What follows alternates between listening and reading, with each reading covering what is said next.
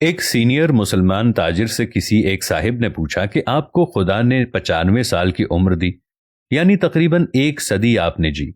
اس لمبی زندگی میں آپ نے کیا سیکھا اور کیا تجربہ حاصل کیا؟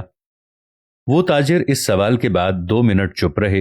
اس کے بعد انہوں نے نہایت سنجیدہ انداز میں کہا، کوئی تجربہ نہیں، بس پیدا ہوئے، بڑے ہوئے تو بزنس میں لگ گئے، شادی کی اور بچے پیدا کیے، بچوں کو سیٹل کیا، اب آخری عمر میں بچوں کا دکھ جھیل رہے ہیں اور موت کا انتظار کر رہے ہیں۔ موجودہ زمانے میں یہی ہر گھرانے کی کہانی ہے۔ موجودہ زمانے میں تقریباً ہر ماں باپ کا یہ حال ہے کہ وہ اپنے بچے کو اپنی تمام محبتوں کا مرکز بناتے ہیں، بچوں کی زندگی سنوارنے کے لیے وہ سب کچھ کر ڈالتے ہیں، مگر آخر میں تقریباً ہر ایک کا یہ حال ہوتا ہے کہ بچے غیر وفادار نکلتے ہیں، وہ اپنے ماں باپ کو چھوڑ کر اپنی آزادانہ زندگی بنا لیتے ہیں۔ موجودہ زمانے میں ماں باپ کی خدمت ایک فرسودہ تصور بن چکا ہے۔ بچوں کی ترقی کو ماں باپ اس حسرت کے ساتھ دیکھتے رہتے ہیں کہ جس پیڑ کو ہم نے محنت کر کے اگایا تھا، اس پیڑ کا سایہ بھی ہمیں نصیب نہ ہوا۔ حدیث میں آتا ہے کہ ایک زمانہ آئے گا جب کہ بچے اپنے دوست کے ساتھ حسن سلوک کریں گے اور ماں باپ کے ساتھ بدسلوکی کریں گے۔ یہ حدیث نبوی موجودہ زمانے پر پوری طرح صادق آتی ہے۔ آج ساری دنیا میں عمومی طور پر ایسا ہی ہو رہا ہے۔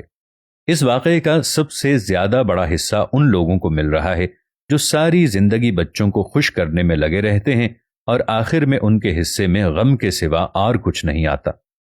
مزید یہ کہ ایسے ماں باپ اس حدیث کا مصداق ہیں جس میں کہا گیا ہے کہ سب سے زیادہ گھاٹے میں وہ شخص ہے جو دوسروں کی دنیا بنانے کے لیے اپنی آخرت کو کھو دے۔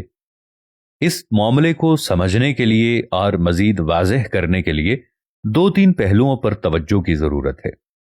پہلا یہ کہ بچوں کے والدین کی محبت اور بچوں کی بہتری کی تگودو کوئی غلط عمل نہیں، یہ عین فطری عمل ہے۔ اصل مسئلہ تب پیش آتا ہے جب آپ اسے ہی زندگی کا مقصد بنا لیں اور اپنے اصل مقصد سے غافل ہو جائیں۔ اعتدال ہی بہترین راستہ ہے اور یہاں بھی اعتدال کی راہ پر چلنا ہی درست عمل ہے۔ دوسرا یہ کہ آپ بچوں کی محبت میں حرام حلال کی تمیز ہی چھوڑ دیں اور بس بچوں کے لیے جو کچھ جیسے تیسے بن پائے اس کے حصول میں جت جائیں۔ مولانا نے جو لکھا ہے کہ بچے غیر وفادار ہیں، تو اکثر یہ مشاہدہ وہاں دیکھا گیا ہے جہاں اولاد حرام پر پالی گئی ہو اور اولاد کی تربیت پر کوئی توجہ نہ دی گئی ہو۔